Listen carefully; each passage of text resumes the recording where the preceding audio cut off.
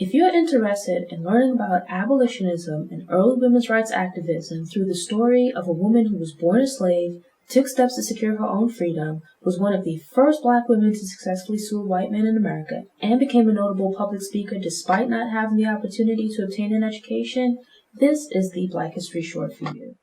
Hi, and thank you for tuning in to Noir Histoire. I'm Natasha, and in this episode, I'll be sharing what I've learned about Sojourner Truth. Sojourner Truth, born in approximately 1797, died on November 26, 1883, notable abolitionist and women's rights activist, nationality American. Isabella Baumfree was born in Ulster County, New York, one of at least 12 children of the slaves James and Elizabeth Baumfree.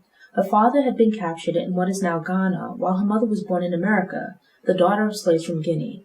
When Colonel Hardenberg, who owned the Baumfrees, died, they passed to his son Charles, before being separated by his death in 1806. By the age of 13 years old, Baumfree would have been sold 3 times. First, around 9 years old, along with a flock of sheep, for $100 to a brutal slave owner, John Neely, and the third time to John and Elizabeth Dumont of West Park, New York.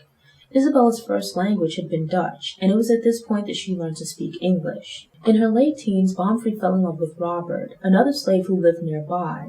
While the couple wanted to marry, their union was forbidden because having different owners would be a conflict should they have children. The couple was separated, and Baumfree was pressured to marry Thomas, an older slave who was also owned by Dumont.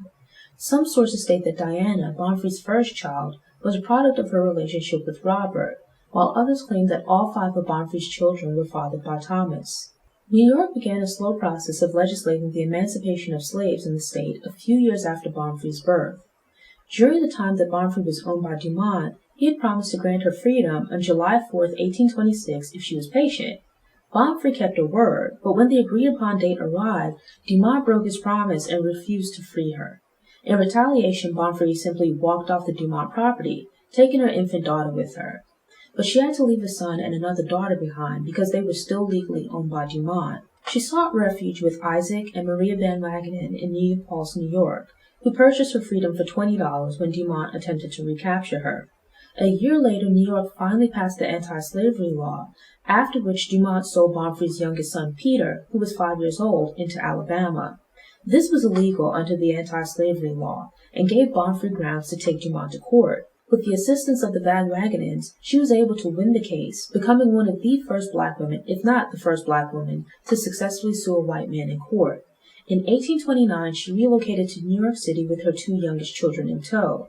While in New York City, Baumfree worked as a domestic to support herself and her children.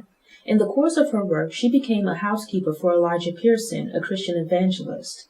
Baumfree had supposedly seen visions and heard voices since childhood, and later became devoutly religious during her ordeal with Dumont. Now working for Pearson, she began evangelizing and became a member of his retrenchment society. After a few years, she went to work for Robert Matthews, another preacher who some regarded as a con man. Pearson died shortly after, and Baumfree and Matthews were accused of murdering him with poison, but they were ultimately acquitted. Baumfree would eventually win a slander suit against the couple who had attempted to implicate her in his death. But a few years later, Baumfree would experience another tragedy. She and Peter had continued to live together until 1839, when he began working on a whaling ship. Baumfree received a few letters from her son while he was out at sea. But when the ship returned in 1842, Peter was nowhere to be found. Baumfree would never see or hear from Peter again.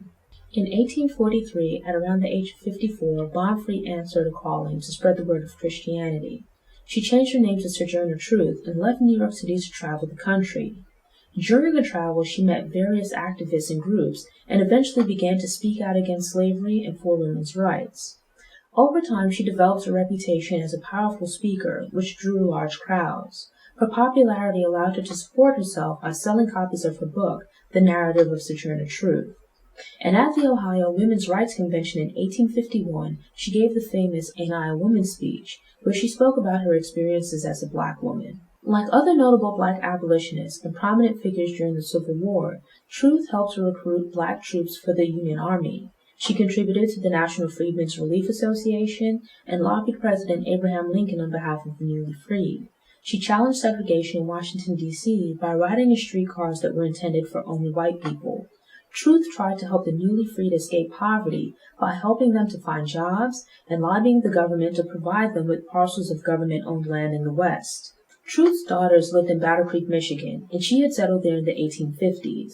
It remained her home base as she continued to travel the country to assist the formerly enslaved and advocate for women's rights. She felt it was important to support the causes of both black people in general and women, as some black male leaders were showing themselves to be sexist, only concerned with the needs of black men. Sojourner Truth retired from her journeys as an activist in 1875 and died at her home on November 26, 1883. I know that some of you that tune in have kids, and I'm working on creating downloadables and infographics for these episodes to make them easier to teach and discuss.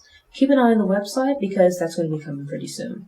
Show notes and sources are available on the Noir Histoire website via the link in the episode description. I release these Black History Shorts every week, so if you enjoyed this episode and want more, subscribe to the channel, click the notification bell, and check out my Black History Shorts playlist.